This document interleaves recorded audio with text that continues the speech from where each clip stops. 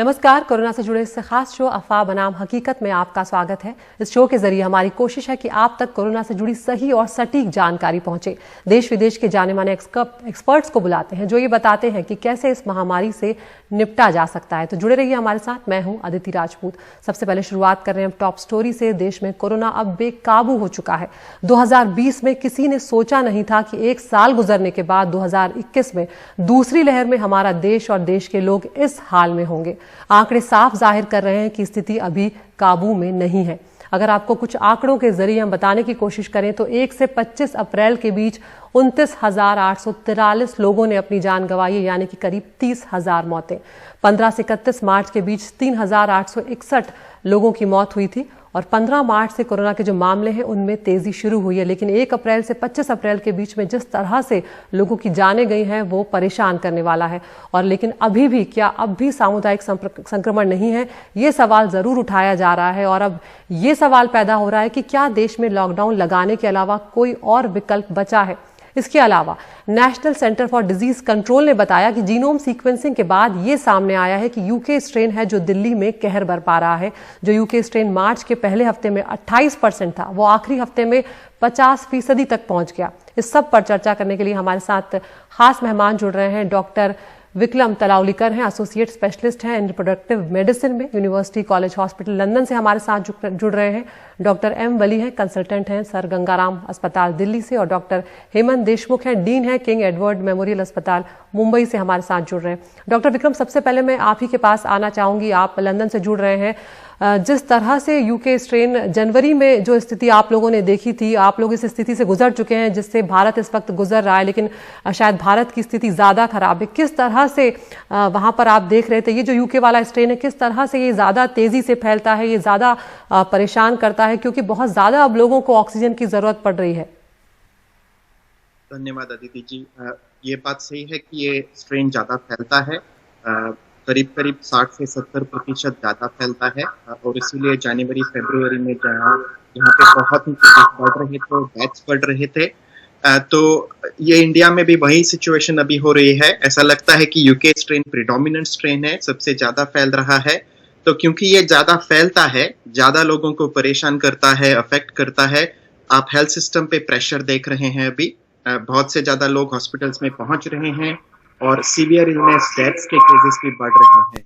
तो इस हालात में ऐसा लगता है कि अभी कुछ तो रेस्ट्रिक्शंस, कुछ तो कंट्रोल, लॉकडाउन, और जितना ज्यादा आप वैक्सीनेशन करके ये चेन ब्रेक करते हैं, यही सॉल्यूशन लगता है कि इस यूके स्ट्रेन को काबू किया जाए। जी डॉक्टर वली, यहाँ पर डॉक्टर विक्रम कह रहे हैं कि अब कुछ शर्तों के साथ शायद लॉकडाउन जो है वो लगा देना चाहिए। और हमने देखा था कि यूके में भी जब कंप्लीट लॉकडाउन हुआ था उसके बाद ही स्थितियां काबू में आई, और उसके बाद जब वैक्सीनेशन की रफ्तार बढ़ाई गई तब जाके स्थिति अब काबू में है। क्या आपको अब लगता है कि अब शायद वो वक्त आ गया है जब भारत में भी लॉकडाउन लगा देना चाहिए? थैंक यू आदिति, मुझे यहाँ बुलाने के लिए। और मेरी संवेदनाएं हैं उन सब लोगों के साथ जिन्होंने अपनों को खोया है। जो संख्याएं अभी आपने बताई हैं वो समझ में आने वाली नहीं है। ये बहुत ही इसका बुरा स्वरूप हम देख रहे हैं, क्योंकि हमें याद है कि हमने फर्स्ट वाले फेज में हमने ओवर 1 मिलियन आंकड़ा था इसके केसेस का, और अब ये बहुत तेजी से केसेस बढ़ रहे हैं। और मैं बार बार ये कह रहा हूं कि lockdown has become a bad word. हमको डायरेक्शन बार बार दी जा रही है कि हम कोविड एप्रोप्रिएट बिहेवियर को करें और घर में रहें। मेरा लॉकडाउन ये है जो मैं बार बार बताता हूं, पैरों पे लॉकडाउन करें। और गवर्नमेंट की अप्रोच है टेस्ट, ट्रीट एंड ट्रैक। तो ये अप्रोच को फॉलो करें और ज्यादा से ज्यादा आरटीपीसीआर करें। और उसमें सबसे प्रैक्टिकल चीज ये है जिसकी हम रोज बात कर रहे हैं कि हम वैक्सीनेट करें, वैक्सीनेशन की स्पीड बढ़ाएं। और that is the only answer to the problem, because I repeat, lockdown has become a bad word. और ये अब कौन लगाएगा लॉकडाउन, कौन ऑर्डर करेगा और कैसे काम करेगा, ये हमको नहीं समझ में आ रहा है। हमको अपने ऊपर खुद लॉकडाउन लगाना पड़ेगा, खुद घरों में रहना पड़ेगा, खुद अनुशासित रहना पड़ेगा, कोविड एप्रोप्रिएट बिहेवियर देखना पड़ेगा। और मॉडिफाइड लॉकडाउन, ये वर्ड जैसे डॉक्टर साहब ने भी बोला है, ये मॉडिफाइड लॉकडाउन यही है कि ऑफिशियल लॉकडाउन न होकर मॉडिफाइड लॉकडाउन नहीं होगा, क्योंकि जवाबदेही बनती है जो लॉकडाउन लगाता है उसकी इकोनॉमी के लॉस की। बिल्कुल। डॉक्टर हेमंत देशमुख, जिस तरह से डॉक्टर वली कह रहे हैं कि अब समझ में नहीं आ रहा है कि क्या होने वाला है, किस तरफ हम बढ़ रहे हैं, और बहुत हद तक हमारी जो सरकार की अप्रोच नजर आ रही है वो भी यही है, क्योंकि फिलहाल स्थिति काबू से बाहर ही नजर आ रही है। आपकी क्या यहाँ पर राय है? अदिति, एक पूरी साफ है, नजरिया पूरा साफ है कि अगर कोविड के केसेस बढ़ते हैं तो हमें अपने बायो बबल में रहना चाहिए। हम जब भी बायो बबल कहते हैं तभी हमारी एक छोटी सी सोसाइटी फॉर्म करना है और हम हर एक सोसाइटी में अपने अपने फैमिली में तैनात रहना है। हम बाहर नहीं जाना है, क्योंकि ये ब्रेकिंग द चेन जो होता है वो तभी होगा जब भी हम हमारे बायो बबल में रहेंगे। हम हमारी जो सीमा होती है, घर की सीमा रहती है, हमारे आजू बाजू लोगों की सीमा होती है, हमें सीमा के बाहर नहीं जाना है। अगर हम अपनी सीमा के बाहर जाते हैं तो हम चेन ब्रेक करने में कामयाब नहीं होंगे। अभी ये आपने जो कहा कि ये यूके का वेरिएंट है, काफी खतरनाक वेरिएंट है, और ये वेरिएंट ऐसा भी है कि ये हवा में ज्यादा फैलता है, हवा में ज्यादा देर तक तैरता है। अगर हवा में फैलता है और हवा में ज्यादा देर तक तैरता है तो हमें यही देखना है कि हम पूरी मिनी लॉकडाउन, हमारे घर में भी लॉकडाउन होना चाहिए, और हो सके तो हमारे घर के अंदर भी अगर 2-4 लोग अगर कोविड अप्रोप्रिएट बिहेवियर घर में भी इस्तेमाल करते हैं तभी हम ये ब्रेक द चेन कर सकते हैं, ताकि हमारी ये ट्रांसमिसिबिलिटी जो वायरस की है हम वहीं की वहीं ब्रेक कर सकते हैं। लेकिन डॉक्टर हेमंत, यहाँ पर हमने ये भी देखा है अभी कि जो लॉकडाउन है, जो वीकेंड पे लॉकडाउन लगाया गया या जो नाइट कर्फ्यू लगाया गया, वो बहुत ज़्यादा असरदार नहीं हुए। दिल्ली के उदाहरण हमारे सामने है। पिछले एक हफ्ते का जो लॉकडाउन था, उसके बाद मामलों में भी कमी नहीं आई है, मौतों में भी कमी नहीं आई है, और जो पॉजिटिविटी रेट है उसमें भी कमी नहीं आई है।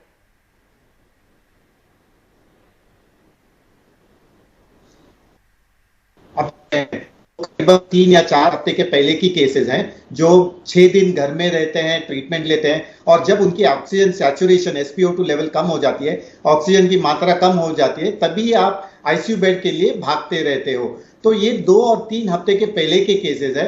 अगर आज से अगर आप स्थिति काबू में नहीं आती है तो अगले 2 या 3 हफ्तों के बाद आईसीयू बेड मिलना तो मुश्किल ही नहीं, लेकिन घर में भी हमको आईसीयू बनाना पड़ेगा, क्योंकि ये स्थिति काफी हमारे हद से बाहर आ चुकी है। जब तक हम कोविड अप्रोप्रिएट बिहेवियर नहीं करते हैं, हम अपने घर में कैद नहीं रहते हैं, ये हम ब्रेक द चेन नहीं कर पाएंगे। और कोविड अप्रोप्रिएट बिहेवियर हमेशा लागू रहना चाहिए, घर में, बाहर और हर एक जगह। डॉक्टर विक्रम, आप लोग किस तरह से देख रहे हैं जब आप लोग देखते हैं कि भारत में स्थिति इस तरह की हो गई है? आपको लगता है कि शायद वक्त पर कदम नहीं उठाए गए जिस तरह से आप लोगों ने उठाए थे? अगर मार्च में इन सब पाबंदियों को लागू कर दिया गया होता या जो जरूरी कदम थे वो उठाए गए होते तो कम से कम ये नौबत नहीं आती? अदिति जी, डायरेक्ट कंपैरिजन करना ठीक नहीं होगा, क्योंकि यूके छोटा देश है और भारत बहुत ही बड़ा देश है। 1.3 बिलियन लोगों का पॉपुलेशन। ज्यादा हमको सावधानियां बरतने की जरूरत थी। अगर हम बड़े देश हैं, हमारी जनसंख्या ज्यादा है तो थोड़ी सी बात है कि थोड़ा सा रेस्ट्रिक्शंस बहुत जल्दी ईज हुए थे। क्रिकेट मैचेस, इलेक्शन की रैलियां और बाकी सब बड़े गैदरिंग्स हो रहे थे, उससे थोड़ा सा कंट्रोल रहना जरूरी था। पर अभी भी वक्त है, अभी भी जो स्थिति हो रही है वो देख के बहुत तकलीफ हो रही है। अभी भी ये बहुत जरूरी है कि आप ये बड़ी गैदरिंग्स, सोशल गैदरिंग्स कम करें। रेस्ट्रिक्शंस और लॉकडाउन किसी को भी पसंद नहीं है, पर लॉकडाउन का ये एम है कि आपको थोड़ा सा टाइम मिलता है। अगर कोई पेशेंट सीरियसली इल हॉस्पिटल में आता है तो आप उसे नहीं कह सकते कि आप जाओ, हमारे पास बेड नहीं है। ऐसी स्थिति जब जिंदगी मौत की बनती है तब आपको ये लॉकडाउन करना जरूरी होता है, ताकि आप थोड़ा सा टाइम बाय कर सके। एक 6 से 8 हफ्ते तक आपको अगर टाइम मिलता है, ज्यादा मेडिसिन, ज्यादा ऑक्सीजन, ज्यादा बेड बढ़ाने को थोड़ा सा टाइम मिलता है, थोड़ी सी चेन ब्रेक होती है और उसके बीच आपका वैक्सीनेशन प्रपोर्शन बढ़ता है, वो आपका एम है, ताकि थोड़ा सा आपको टाइम मिले ये जो बहुत ही बैड सिचुएशन है उसको कंट्रोल करने के लिए। तो अभी भी कदम उठाना बहुत जरूरी है, लोगों तक मैसेज पहुंचाना बहुत जरूरी है कि ये मामूली बात नहीं है, आपको बहुत सीरियस लेना होगा। आपको घर पे, और जैसा आपके सीनियर डॉक्टर्स ने बताया, घर पे और उसके बाद आपको कम्युनिटी में अपना ध्यान रखना ही रखना है। और तब तक वैक्सीनेशन का बहुत बड़ा ड्राइव मिलिट्री, आर्मी, बड़े बड़े कैंप्स लगा के आपको कंप्लीट करना है, कवर करना है। डॉक्टर वली, यहाँ पर ये जो यूके वाला स्ट्रेन है, ये काफी दिल्ली में खासकर बहुत ज्यादा ये असर डाल रहा है, बहुत तेजी से फैला है और यही एनसीआरडीसी का कहना है कि उसी के चलते मामले इतनी तेजी से बढ़े हैं, जिसमें अब बच्चे और युवा भी बहुत ज्यादा संक्रमित हो रहे हैं। ऐसे में आप क्या सलाह देंगे? बच्चों का अभी तक रिकॉर्ड नहीं रखा है, लेकिन मेरे हिसाब से एक स्टडी में 70,000 पॉजिटिव बच्चे आइडेंटिफाई किए गए अब तक। और छोटे बच्चों में ये म्यूटेंट वायरस ज्यादा तेजी से उनको पकड़ता है। अगर उनके पेरेंट्स को है कोरोना तो उनको बड़ी सावधानी रखनी चाहिए, घर में मास्क लगा के रहना चाहिए, बच्चों के पास ज्यादा नहीं रहना चाहिए, आइसोलेट कर देना चाहिए। थोड़ा सा ही अनुशासन है 10 दिन का। बच्चों में इसके सिम्टम पहचानना बहुत मुश्किल है। बच्चों में ये पेट के सिम्टम्स की तरह और इस तरह से प्रेजेंट करता है कि बच्चा सुस्त हो जाता है, उल्टी करने लगता है, खांसी करने लगता है, जीआई सिम्टम्स होते हैं।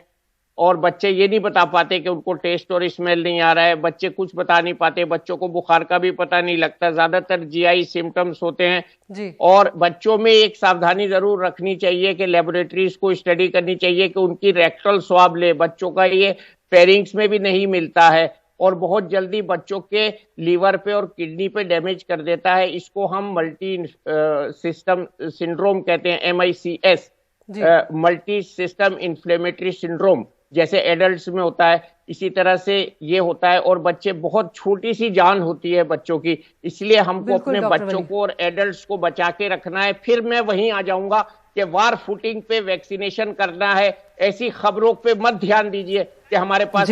बिल्कुल डॉक्टर वली, आप जिस तरह से कह रहे हैं वो बहुत जरूरी है और इस वक्त देखना होगा कि युद्ध स्तर पर हमारी सरकार को और हमारे राज्यों को सबको लगना होगा, तभी कुछ हद तक इस मामले, ये जो तेजी से बढ़ रहे हैं मामले और इस कोरोना महामारी पर काबू पा सकेंगे। एक छोटे से ब्रेक के लिए यहाँ पर रुक रहे हैं। ब्रेक के बाद जानेंगे आपके भेजे सवालों के जवाब।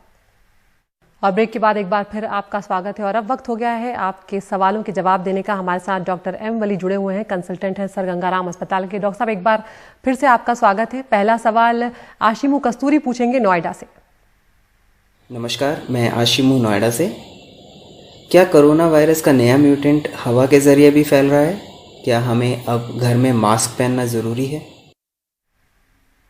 बिल्कुल, आपने सबके फायदे का एक सवाल पूछा है। इतना संक्रमण हो रहा है, हम ये कहने पर अब मजबूर हो गए कि हवा में कोरोना है, लेकिन इसका मतलब ये नहीं है कि हर हवा में कोरोना है। बाहर जब आप जाएंगे तो मास्क पहनकर जाएंगे, ये आप जानते हैं। इसलिए आप पूछ रहे हैं कि घर में जब हम रहें तो हम क्या मास्क पहने। यस, घर में अगर आप 5 लोग बैठ के एक साथ कोई मीटिंग कर रहे हैं, कमरे में हैं या अपने बुजुर्गों के पास जा रहे हैं, तो जरूर घर में मास्क पहनिए। जितना ज्यादा से ज्यादा हम मास्क पहनेंगे उतना हमारा फायदा होगा, ना हमको संक्रमण लगेगा और ना हमसे दूसरे को संक्रमण लगेगा, क्योंकि एसिम्प्टोमेटिक केसेस अब बहुत ज्यादा बढ़ गए हैं। इसलिए आपका सवाल सबके लिए फायदे का है। जितना ज्यादा से ज्यादा मास्क पहने, अब मैंने इसको जनरलाइज कर दिया है, as much as you can use the mask, use it. जी, अगला सवाल हुडा शेख पूछेंगे मुंबई से। मैं हुदा शेख मुंबई से। मेरा सवाल ये, यदि 5 से 10 साल के बच्चों को कोरोना हो जाए तो किस प्रकार की सावधानियां बरतनी पड़ती है? धन्यवाद। सबसे पहले तो बेटा ये पहचानना बहुत मुश्किल होता है, इतने छोटे बच्चे को कोरोना हो गया है। हम दुआ करते हैं कि किसी छोटे बच्चे को कोरोना ना हो। फिर भी अगर ये टेस्ट में आ जाता है, और जैसे मैंने थोड़ी देर पहले बताया था, बच्चों का रेक्टल स्वाब भी लिया जा रहा है, तो उसके लिए जो है कोरोना अगर हो जाए तो हमारे पीडियाट्रिशियंस ज्यादातर उसको सिम्प्टोमेटिकली ट्रीट करते हैं, बच्चे का बुखार उतारते हैं, दस्त को कंट्रोल करते हैं। और हम ये कोशिश करते हैं कि बच्चे के पैनक्रियास में, लीवर में, किडनी में इसका संक्रमण ना हो। बच्चे को हम नॉर्मल टेम्परेचर पे रखने की कोशिश करते हैं और ज्यादातर इलाज इसका सिम्प्टोमेटिक होता है। बच्चे को रेमडेसिविर वगैरह ऐसी दवाएं कुछ नहीं दी जा सकती हैं, इसलिए हम बच्चे को आइसोलेट करते हैं। और इसकी सबसे बड़ी सावधानी, जैसे मैंने अभी बताया था, वो ये है कि बच्चे को हम अपने इतनी दूरी पर रखें कि अगर हम एसिम्प्टोमेटिक कैरियर हों तो हमसे बच्चे को बिल्कुल ये कोरोना ना जाए। और बच्चे को दूसरे लोगों की गोद में ना दें, हग ना करें, किस ना करें, बच्चे को थोड़ा सा मोहब्बत कम कर दें। कोरोना हमारा दुश्मन घर में बैठा है।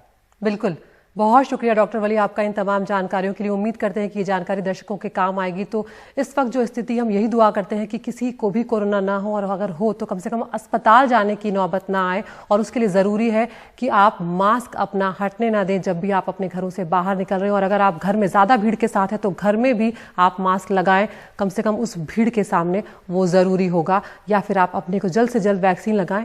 और अपने आप को बचाना, अपने परिवार को बचाना इस वक्त बेहद ज़रूरी है। ख्याल रखें, ये वक्त भी गुजर जाएगा।